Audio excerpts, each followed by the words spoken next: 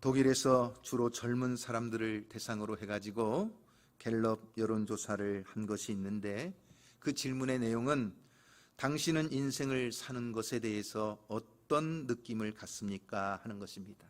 세상을 살아가는데 어떤 감정을 느끼며 살아가고 있는가 하는 질문입니다. 그런데 이 질문에 대답하는 그 대답이 너무나 놀랍습니다. 60% 이상의 젊은이들이 대답하기를 삶에 대해서 공포를 느낀다 하는 것입니다. 아직 대학에 다니고 있는 젊은이들이요, 또 세계적으로 앞서 있고 선진국이라고 하는 독일의 젊은이들 입에서 이와 같은 대답이 나온다는 것은 너무나 의외의 일입니다. 오늘날 많은 사람들은 산다는 데 대해서 두려움을 가지고 있어요. 이것은 현대를 살아가는 모든 사람들이 가지는 어떤 심리적인 증세가 아닌가 생각을 합니다. 코로나19와 같은 전염병의 두려움, 또 이런 폭우로 인해서 닥쳐오는 여러 가지 재난의 어려움, 또 내 앞길에 내 내일에 무슨 일을 만날는지 알지 못하는 삶의 두려움, 이런 데서 오는 공포감이 누구나 다 그 마음 한켠에 자리 잡고 있습니다. 그것은 내일에 대해서 불안하다는 증거입니다.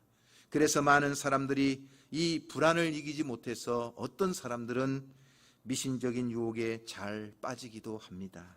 뭐지요? 점쟁이를 찾아간다든지 무당을 찾아가서 자기 인생의 어려움을 한번 의뢰해 봅니다. 그리고 무슨 대답이 그 입에서 나올까 하고 가슴을 졸이면서 그 점쟁이의 대답을 기다립니다. 여러분 한번 상상을 해보십시오. 그 점쟁이에게서 나오는 말 한마디를 오들오들 떨면서 불안한 마음을 가지고 기다리는 그 모습이 얼마나 초라합니까? 그럼에도 불구하고 그 앞에서 벌벌 떠는 것이 인간입니다. 그만큼 사람들의 마음이 생에 대해서 공포를 느끼고 불안하다는 이야기요. 그러니 불안해하는 사람, 그 약한 마음 속에 사단은 시험을 합니다. 이와 같은 삶에 대한 공포와 불안을 안고 아직 여명이 밝아오지 아니한 내일이라는 수평선을 응시하고 서 있는 고독한 인생들에게 오늘 말씀은 하나님이 주시는 놀라운 메시지입니다. 여러분 오늘 6절 말씀을 다 같이 한번 읽어보시고, 저는 오늘 이 말씀을 여러분들의 마음에 깊이 새겨 놓으시고 할 수만 있다면 꼭 암기하셔서 순간순간마다 이 말씀을 고백하고 믿음으로 선포할 수 있기를 소망합니다. 우리 다 같이 6절 말씀을 한번 읽어볼까요? 시작. 너는 범사의 그를 인정하라. 그리하면 내 길을 지도하시리라. 다시 한번요. 시작. 너는 범사의 그를 인정하라. 그리하면 내 길을 지도하시리라. 할렐루야. 하나님을 범사에 인정하는 사람은 하나님께서 그 모든 앞길을 지도해 주시고 인도해 주신다는 하나님의 약속입니다. 내일 일 알지 못해서 불안해하는 우리에게 하나님은 우리 인생길에 함께 동행해 주신다는 거예요. 그저 멀리서 구경꾼으로 방관자로 서 계시는 분이 아니라 우리와 함께 동행하시면서 우리의 길을 지도해 주시고 우리의 모든 갈 길을 지켜주시는 분이 하나님이시라는 거예요. 그러므로 오늘 우리에게 가장 중요한 것은 무엇이냐? 내가 정말 삶을 살아가면서 하나님을 인정하고 있는가 하는 것입니다. 하나님을 범사에 인정하는 사람, 그 길을 하나님이 지도해 주신다고 약속해 주셨습니다. 그렇다면 여러분, 어떻게 하는 것이 하나님을 인정하는 것일까요? 내가 정말 하나님을 인정하고 산다는 것은 어떻게 사는 것을 말하는 것일까요? 첫째로 마음을 다하여 여호와를 신뢰하는 것이 하나님을 인정하는 것입니다. 여러분 오늘 5절 말씀을 한번 읽어보세요. 5절 말씀에 보면 너는 마음을 다하여 여호와를 신뢰하고 그랬습니다. 마음을 다하여 여호와를 신뢰한다는 것이 바로 범사의 하나님을 인정하는 것입니다. 전적으로 하나님을 신뢰하지 못하는 사람은 범사의 하나님을 인정할 수가 없습니다. 찰스 브릿지라고 하는 성경학자가 있는데 그 사람은 잠언 3장 6절의 말씀을 그리스도인들에게 있어서 북극성과 같다고 표현을 했습니다. 북극성 무슨 말이냐? 옛날에는 많은 여행자들이 그 행로의 방향을 잡으려면 저 밤하늘에 떠 있는 북극성을 보고 저쪽이 북쪽이구나, 그 방향을 잡았어요. 그렇기 때문에 오늘 잠언 3장 6절 말씀은 너는 범사에 그를 인정하라, 그리하면 내 길을 지도하시리라 하는 이 말씀은 오늘 그리스도인들에게 북극성과도 같은 말씀이에요. 이 말씀에 우리의 생애 초점을 맞추고 인생길을 걸어가면서 믿음을 지키며 하나님을 인정하는 사람은 좌우로 탈선하지 아니하고 길을 잃고 헤매이지도 아니하고 시행착오도 범하지 아니하고 무슨 일을 만나든지 주님 안에서 반드시 승리하여 이기고 나오는 줄로 믿습니다. 여러분, 시편 118편 말씀을 보면 이 사람은 한때 사람을 의지하고 사람을 신뢰하고 그래서 사람을 믿고 살았던 사람입니다. 그래서 권력에 그리고 많은 고관들을 의지하면서 살았어요. 그랬더니 얼마나 쓴 잔을 많이 마시고 얼마나 낭망을 많이 했는지 이 시편 118편 저자가 8절 9절에서 이렇게 고백을 하는 거예요. 여호와께 피하는 것이 사람을 신뢰하는 것보다 나으며 여호와께 피하는 것이 누구를요? 고관들을 신뢰하는 것보다 낫도다. 자기 인생의 고백입니다. 내가 사람을 믿고 사람에게 내 삶을 맡겨보았더니 아무런 의미가 없더라. 아무리 높은 고위관직들에게 내가 가서 청탁을 하고 내를 의지하고 부탁해 보아도 남는 것은 실망뿐이요 상처뿐이었더라. 결국은 속는 것밖에 없더라. 거짓이 난무하고 결국 배신당하고, 그러니 내가 바라는 것은 여호와께 피하는 것이 사람을 신뢰하는 것보다 낫고 여호와께 피하는 것이 고관들을 신뢰하는 것보다 낫더라. 자기 인생의 경험을 통해 고백하는 믿음의 고백입니다. 그러면 여러분, 정말 내가 하나님을 신뢰한다는 것이 뭐냐? 여러분, 인간은요 자기보다 강한 존재, 특히 자기가 약하다고 느낄 때마다 무엇인가를 붙잡고 의지하려고 하는 본능이 있어요. 이것을 신의 본능이라고 합니다. 그래서 종교의식이나 혹은 샤머니즘 같은 사고방식을 가지고 심지어는 어떤 곳에 가서도 손을 비비며 굽신거리면서 절을 하고 빌려고 하는 마음들이 사람에게는 다 있어요. 단순히 하나님을 신뢰하라는 것이 이러한 미신적인 형식을 이야기하는 것이 아닙니다. 세 가지 요소가 분명히 있어야 우리는 정말 하나님을 신뢰하는 것이라고 말할 수 있는데, 하나는 하나님을 분명히 아는 지식이 있어야 합니다. 그리고 또 한 가지는 하나님이 우리에게 약속하신 말씀, 그 약속이 있어요. 어떻게 해 주시겠다는 약속의 말씀을 분명히 아는 지식이 필요합니다. 그리고 세 번째는 하나님을 아는 지식, 하나님이 우리에게 주신 약속의 말씀을 가지고 전적으로 나의 삶을 하나님께 맡기고 하나님을 신뢰하는 것입니다. 하나님을 아는 지식, 하나님의 약속에 관한 지식, 그리고 하나님께 나의 삶을 맡길 때 이것이 전적으로 하나님을 마음을 다하여 신뢰한다고 말할 수 있는 것입니다. 많은 그리스도인들이 삶의 불안을 떨치지 못하는 이유가 어디 있느냐? 성경을 통해서 하나님이 어떤 분이신지를 잘 알지를 못해요.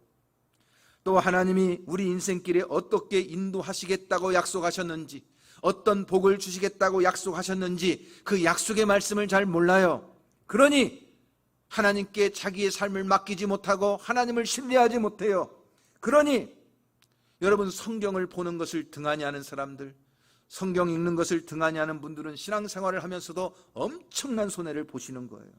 우리가 하나님이 어떤 분이신가, 하나님을 아는 지식을 가지려면 성경을 통해서 하나님이 어떤 분이신가를 알아야 합니다. 하나님이 나에게 약속하신 말씀, 그 약속의 축복이 무엇인가를 알려면 성경을 통해서 그 약속의 말씀을 붙잡아야 합니다. 그리고 정말 나의 삶을 주관하시고 내 생애의 주인이신 하나님을 고백한다면 하나님을 전적으로 신뢰하면서 그 말씀을 붙잡고 좌로나 우로나 치우치지 말아야 합니다. 그러면 이렇게 하나님을 신뢰하는 사람들에게는요 기가 막힌 결과가 나타나는 것입니다.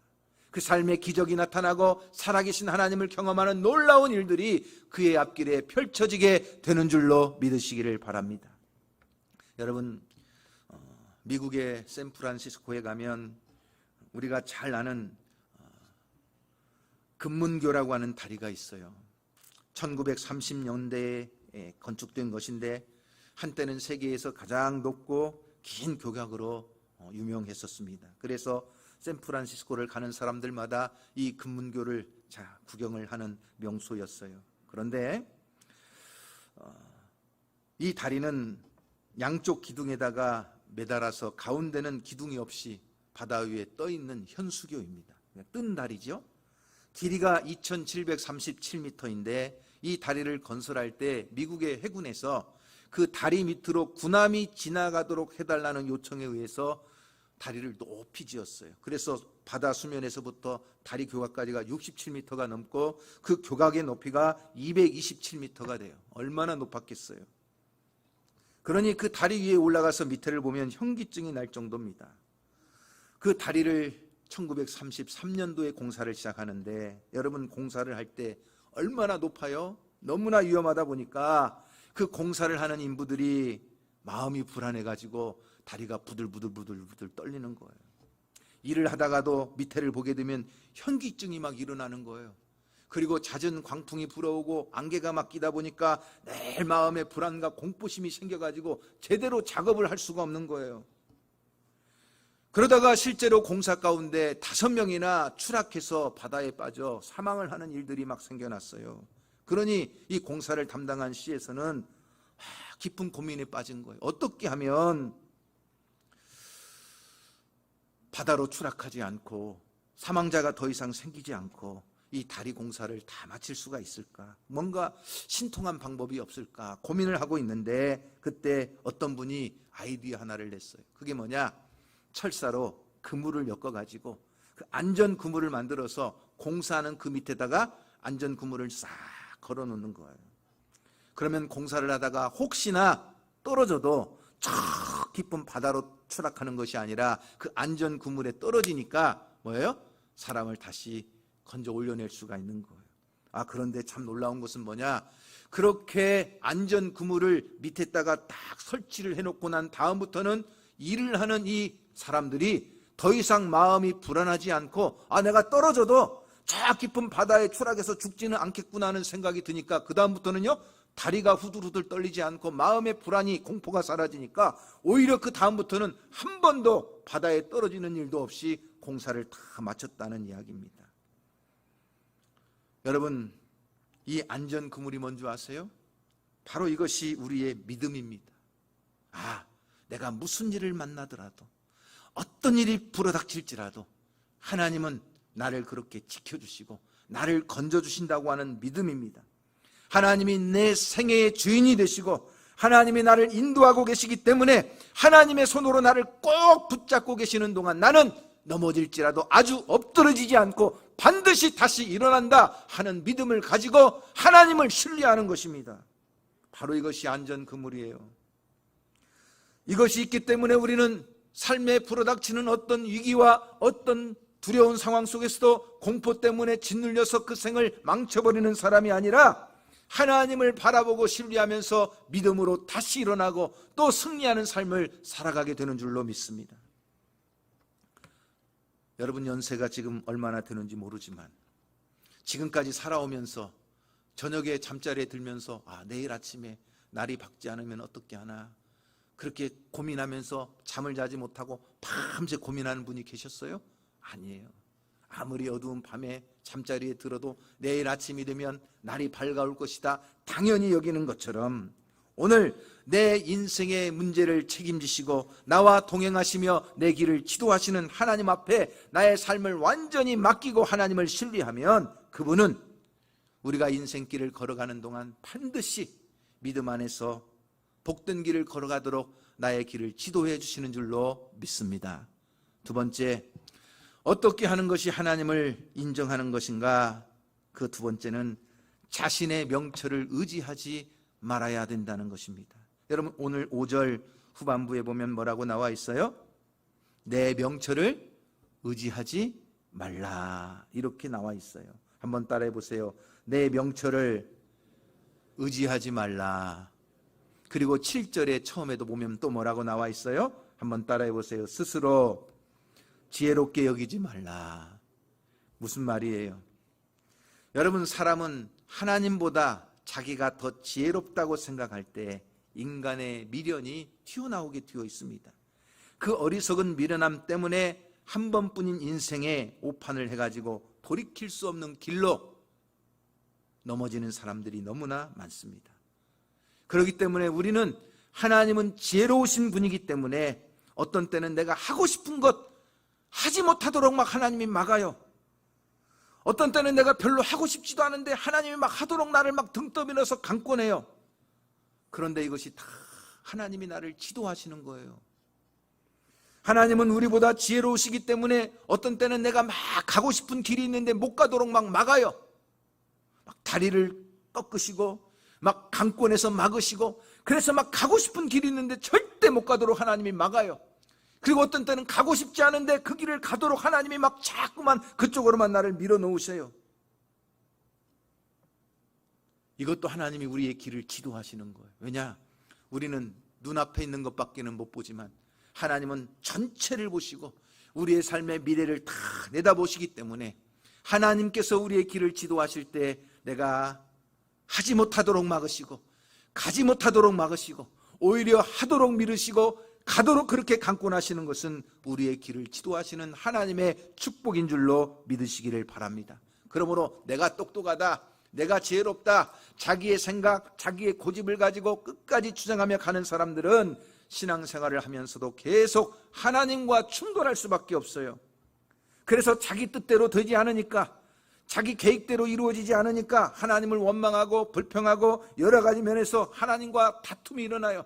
그 마음과 생각이 온통 하나님과 전쟁을 하는 거예요. 그러니 그 마음에는요, 평안할 날이 없어요. 그러므로 여러분, 우리는 하나님 앞에 이런 믿음을 가져야 돼요.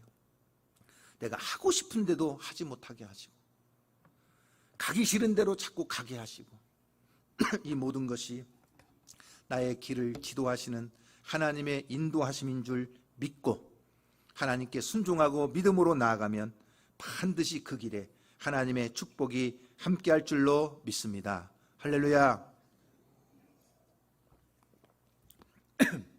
사실 우리는 내일에 대해서 무엇인가 안다고 말할 수가 없습니다. 사실 올 여름이요, 70년 만에 가장 무더운 여름이 될 것이라고 기상청에서 말했었어요. 사실 그래서 저같이 더위를 많이 타는 사람은요, 야, 올 여름을 어떻게 버티나, 올 여름 어떻게 지나가나 걱정을 많이 했어요. 그런데 알고 보니까 벌써 입추가 지났어요. 그 여름이 있었나? 가물가물할 정도로 이게 지금 여름인지 이게 봄인지 구분이 잘 안 돼요. 여러분, 우리는 아무리 예측하고 무엇인가 내다보지만 우리의 생각대로, 우리의 계획대로 되지 않는 것이 우리의 인생길이에요. 소경이 자동차를 몰고 대관령을 넘어가는 것이나 우리가 스스로 자기 지혜를 의지하고 세상을 사는 것이나 다를 게 뭐가 있어요? 우리의 마음은 죄로 인하여 총명이 어두워졌고 우리의 마음은 이미 돌같이 굳어져 버렸어요. 한날의 문제조차도 감당하지 못해서 밤새도록 신음하면서 걱정하고 불안해하면서 잠을 이루지 못하는 존재가 바로 우리들이에요. 내일 문제를 걱정할 만한 지혜가 우리에게는 없어요. 내 손으로 모든 것을 처리하고 내 마음대로 살아왔던 지나간 과거도 돌이켜보면 다 후회하고 한숨뿐이에요. 하물며 앞으로 우리가 살아보지도 못한 내일을 두고 어떻게 우리가 스스로 지혜롭게 산다고 장담할 수가 있겠어요? 여러분, 없는 거예요. 그래서 하나님께서는 우리에게 에레미야 17장 5절 말씀에서 이렇게 분명히 말씀해 주고 있는 거예요. 여호와께서 이와 같이 말씀하시니라. 무릇 사람을 믿으며 육신으로 그의 힘을 삼고 마음이 여호와에게서 떠난 그 사람은 무엇을 받을 것이다? 저주를 받을 것이다. 그는 광야에 건조한 곳, 저 사막에 그런 건조한 곳에 살면서 좋은 일이 오는 것을 보지 못한다는 거예요.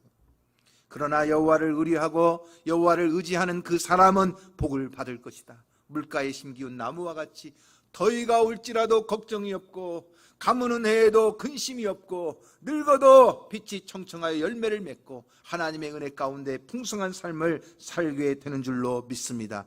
그러기에 다윗 왕은요, 아침에 일어날 때마다 하나님 앞에 이렇게 고백했어요. 뭐라고 고백했느냐?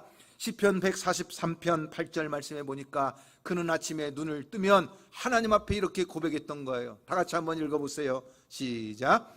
아침에 나로 하여금 주의 인자한 말씀을 듣게 하소서.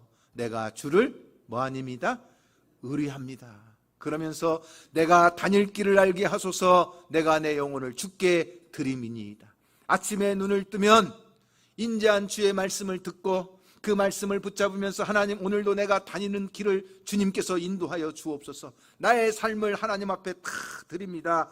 겸손히 주님께 맡기며 신뢰할 때, 그렇게 하나님을 범사에 인정하며 살아갈 때 그의 생에 하나님의 놀라운 역사가 나타난 줄로 믿습니다. 오늘도 하나님을 신뢰함으로 믿음 안에서 하나님의 은혜를 누리고 자신의 어떤 지혜나 자신의 어떤 생각대로가 아니라 하나님의 지혜로 세상을 살아 승리하는 성도가 되기를 주님의 이름으로 축원합니다. 세 번째, 우리가 범사에 하나님을 인정하기 위해서는 악에서 떠나야 된다는 것입니다. 이것이 하나님을 범사에 인정하는 거예요. 여러분 7절 말씀에 이렇게 나오죠. 스스로 지혜롭게 여기지 말지어다. 여호와를 경외하며 악을 떠날지어다. 악에서 떠난다 하는 말은 하나님을 경외한다 하는 말과 같아요. 잠언 8장 13절 말씀에도 보면 여호와를 경외하는 것은 악을 미워하는 것이라고 했어요. 악에서 떠나는 것이 하나님을 인정하는 거예요. 왜냐하면 악이 우리의 생활에 그대로 있으면 그 악한 죄악들이 우리의 눈을 가려요. 우리의 귀를 막아요. 우리의 마음을 흐리게 해요. 그러면 하나님이 아무리 우리의 인생에 앞서 가시면서 우리의 길을 지도하셔도 우리가 그 하나님의 사인을 볼 수가 없어요. 그리스도인들이 인생을 살아가면서 불안을 안고 우왕좌왕하는 이유가 뭐냐? 하나님이 인도해 주시지 않기 때문이 아니라, 하나님은 저 광야에서 이스라엘 백성들을 구름 기둥 불 기둥으로 인도하신 것처럼 지금도 살아계신 하나님은 우리의 길을 앞서 행하시며 인도하고 계시지만 뭐냐? 우리의 죄가 눈을 가리고 귀를 막아버리고 마음을 굳어지게 해서 하나님의 그 인도하시는 사인을 보지 못하게 하는 거예요. 저는 안경을 끼고 있기 때문에 아침에 일어날 때마다 안경을 닦습니다. 깨끗이 닦습니다. 호호 불어가면서 닦습니다. 그리고도 오전 오후 또 시간이 되면 안경을 또 닦습니다. 이유가 뭐예요? 잘 보기 위해서입니다. 왜냐하면 벌써 먼지가 묻고 어디에서 나온지 모르지만 벌써 기름때가 막 묻고 벌써 안경이 흐릿해져서 어떤 때는 잘 보이지 않으면 얼른 안경을 닦아야 합니다.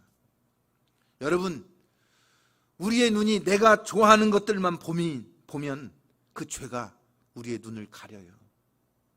하나님이 안 보여요. 하나님이 아무리 사인을 보내도 보지 못하는 거예요. 우리의 귀가 세상의 아름다운 미혹된 소리에 꽉 차버리면 하나님이 아무리 말씀하셔도 그 음성이 들리지 않아요. 아무리 하나님이 소리치며 내 마음을 두드리셔도 죄악으로 가득 차 있는 인생은 그 마음이 느끼지를 못해요.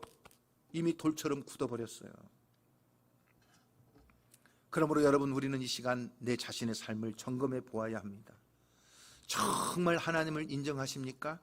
그래서 그 하나님이 내 길을 지도하시고 내 걸음걸음을 그렇게 복된 길로 세워주시기를 원하십니까? 나의 발을 반석 위에 세우시고 정말 우리의 두 손을 높이 들며 그 영광스러운 하나님을 찬양하며 그 영광 중에 하나님의 은혜를 누리기를 원하십니까? 그렇다면 하나님을 볼 수 있는 눈이 있어야지요. 하나님의 말씀을 들을 수 있는 귀가 있어야지요. 하나님을 느낄 수 있는 이 마음이 살아있어야 되죠. 그런데 죄악으로 꽉 차 있어요. 악에서 떠나지 않아요. 하나님이 보이지 않는 거예요. 말씀이 들리지 않는 거예요. 살아계신 하나님이 그렇게 돌아오라 돌아오라 말씀하셔도 느끼지를 못하는 거예요. 마음이 강팍해져 버린 거예요. 그러면서 하나님이 나에게 복을 주시지 않는다, 하나님이 내 걸음을 인도해 주시지 않는다, 불평하고 원망하는 것은 미련한 거예요. 악에서 떠나는 것이 하나님을 인정하는 거예요. 그럴 때 하나님 앞에 기도하면 하나님께서 번개처럼 내 머리에 스치며 좋은 생각을 하게 하시는 거예요. 때로는 하나님이 주신 그 아이디어가 나의 삶의 중요한 부분으로 나의 인생을 확 변화시키는 복이 되는 거예요. 어떤 때는 하나님의 말씀을 읽을 때 내 마음의 확신을 통하여 계속 가르쳐 주시는 거예요. 뿌리치려고 해도 뿌리칠 수가 없어요. 시간이 지나면 지날수록 더 마음에 강하게 확신으로 찾아와요. 이것이 바로 성령을 통해서 나에게 주시는 하나님의 영감이에요. 그래서 눈을 똑바로 뜨고 귀를 활짝 열고 마음을 활짝 열어서 그 하나님의 사인을 보게 하시는 거예요. 그럴 때 그 인생은 믿음 안에서 하나님의 기적을 경험하는 복된 인생이 되는 거예요. 여러분들이 세상을 살아가면서 사방의 문이 꽉 닫혀버린 것 같은 답답함을 만날 때가 있을 거예요. 온 천지에 불이 꺼진 것처럼 그렇게 캄캄함을 느낄 때가 있을 거예요. 화려했던 꿈은 산산이 부서져 버리고 희망은 이제 아침 이슬처럼 사라져 버리고 그렇게 절망에 빠진 적이 있을 거예요. 내가 한번 다시 일어서려고 해도 일어설 힘이 없이 다시 내 인생을 재개할 수 있을까 하는 두려움 속에서 답답해하는 그런 경험이 있을지도 몰라요. 세상에서 나 혼자만 패배자가 된 것 같고 내 눈앞에는 온통 성공한 친구들과 동료들의 얼굴이 오락가락하면서 더욱더 내 마음을 무겁게 하는 경우가 있을지도 몰라요. 이럴 때 하나님을 인정하는 사람은 하나님이 내 길을 지도하시도록 나를 하나님께 맡기고 하나님을 신뢰하는 거예요. 그래, 하나님의 음성을 기다려보자. 하나님이 나에게 보여주신 하나님의 사인을 기다려보자. 하나님이 내 마음에 어떤 확신을 주실 때까지 내가 말씀을 붙들고 기도하면서 하나님의 약속하신 그 말씀을 신뢰하고 그렇게 하나님 앞에 매달려보자. 그럴 때 하나님께서 어느 순간 내 삶의 역사해 주시는 거예요. 갑자기 어떤 전화가 오든지 아니면 우연히 어떤 사람을 만나든지 아니면 어떤 광고를 통해서 무엇인가 발견하든지 아니면 어떤 기가 막힌 생각이 내 마음속에 떠오르게 하시든지 이것이 바로 성령을 통해서 하나님께서 우리에게 주시는 하나님의 사인이자 응답이에요. 그러나 악에서 떠나지 않으면 이 하나님의 사인을 볼 수도 없고 들을 수도 없다는 거예요. 마음이 깨끗하지 않으면 하나님을 볼 수도 없고 악에서 떠나지 않으면 그의 음성을 들을 수도 없다는 거예요. 믿으십니까? 그러므로 우리는 성령의 은혜에 깊이 젖어야 합니다. 예수 그리스도를 믿는 사람들은 항상 그 마음이 성령에 민첩해야 합니다. 성령을 마음에 모시고 그 성령의 지시를 따르도록 항상 우리의 마음이 뜨겁게 주님을 사모하면서 하나님을 사모해야 합니다. 성령은 우리에게 임하셔서 우리의 마음을 두드려 주시고 하나님의 뜻을 우리에게 가르쳐 주시는 줄로 믿습니다. 그러므로 악한 자의 심령에는 성령이 임하지 않는구나. 내가 악에서 떠나고 하나님 앞에서 주의 은혜를 사모하며 기다릴 때 그렇게 은혜를 사모하는 자들에게 성령이 임하시고 성령의 역사를 통해 그 삶의 기적을 베풀어 주시는구나. 할렐루야. 오늘 여러분의 삶에 이와 같은 기적이 함께하기를 주님의 이름으로 축원합니다. 성경에서 보면 성령을 비둘기 같다고 했어요. 참 비둘기는 재밌는 새라고 생각이 됩니다. 요즘이야 전화로 인터넷으로 소식을 주고받지만 참 옛날에는 어떤 소식을 주고받을 때 비둘기 다리에다가 소식을 묶어서 날려보내면 그 비둘기가 찾아오잖아요.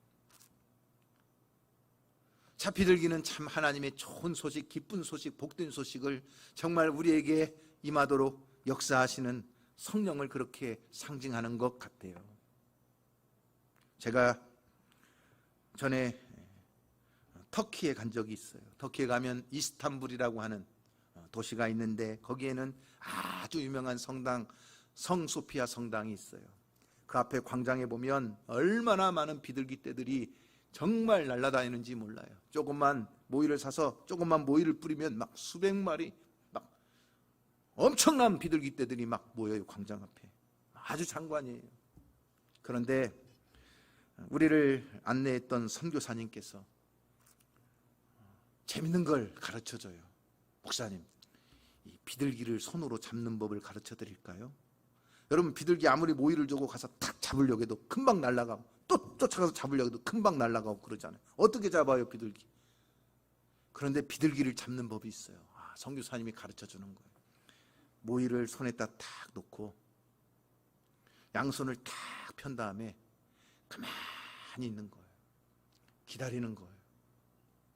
5분이고 길면 10분이고 가만히 기다리고 있으면 어느 순간 비둘기가요, 이 손에 있는 모이를 먹으려고 푸툭툭툭 날라와서 탁 앉는 거예요. 그러면 탁 비둘기를 잡는 거예요. 여러분, 성령을 통해서 임하시는 하나님의 뜻을 내 것으로 만들려면 인간적인 지혜를 가지고는 절대로 안 됩니다. 모든 것 다 땅에 내려놓고 하나님만 바라보면서 조용히 인내하고 기다리면 마치 비둘기가 손에 내려앉듯이 성령께서 우리에게 임하시고 내 마음에 역사하시는 거예요. 하나님의 사인을 보게 하시고 하나님의 음성을 듣게 하시는 거예요. 이렇게 하나님을 범사에 인정할 때 하나님의 지혜로 말미암아 그 길을 하나님이 지도하시기 때문에 그의 삶에 하나님의 놀라운 역사가 나타나는 줄로 믿습니다. 그렇다면 여러분, 오늘 우리는 6절 말씀을 다시 한번 중요하게 보실 필요가 있어요. 자, 6절 말씀을 다 같이 한번 읽어볼까요? 6절 시작. 너는 범사의 그를 인정하라. 그 다음에 따라해 보세요. 그리하면이라고 하는 접속사가 있어요. 이것은 어떤 조건적인 말이죠. 하나님을 인정하면, 그리하면 하나님이 너의 길을 지도해 주신다. 하나님을 인정하지 않는다, 그러면 절대 하나님이 지도해 주시지 않는다, 그런 뜻이에요. 사랑하는 성도 여러분, 불안한 이 세대를 우리는 믿을 수가 없습니다. 어떤 정권도, 자기 경험도, 자기 계획도 우리는 믿을 수가 없습니다. 다만 온 우주를 지배하시는 하나님, 인간의 생사화복을 한 손에 쥐시고 주관하시는 하나님, 참새 한 마리가 땅에 떨어지는 것도 하나님의 뜻이 아니면 결코 땅에 떨어지지 않도록 역사하시는 하나님께 나의 삶을 모두 맡겨버리고 범사의 하나님을 인정하며 그분 앞에 모든 것을 맡겨드리면 하나님은 우리의 길을 지도하시고 여러분의 생의 앞길에 놀라운 은혜를 베풀어 주실 줄로 믿습니다. 십자가에서 죽으시고 사흘 만에 살아나셔서 모든 죄인들을 의롭다 하시며 하나님의 자녀로 부르신 하나님께서 그 자녀를 잘못된 길로 가도록 하시지 않습니다. 반드시 우리를 복된 길로 인도하시고 좋은 것으로 아낌없이 부어 주실 줄로 믿습니다. 그러므로 오늘 우리는 범사에 하나님을 인정하며 승리하는 저와 여러분이 될 수 있기를 주님의 이름으로 축원합니다. 이 시간 함께 찬송하겠습니다. 원하고 바라고 기도합니다.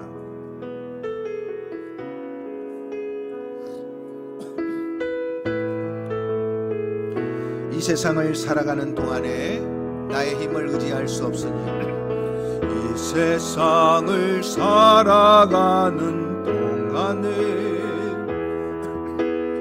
나의 힘을 의지할 수 없으니 기도하고 낙심하지 말 것은 주께서 참 소망이 되심이라. 하나님의 꿈이